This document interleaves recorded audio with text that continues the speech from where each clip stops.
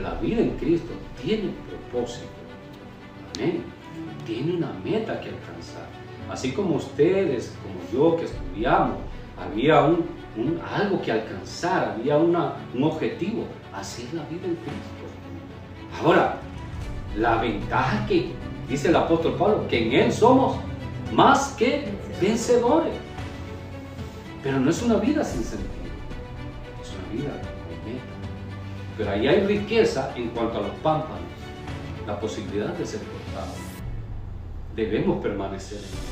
Que así como no te jactes, así como Israel fue desgajado, así también tú puedes ser así.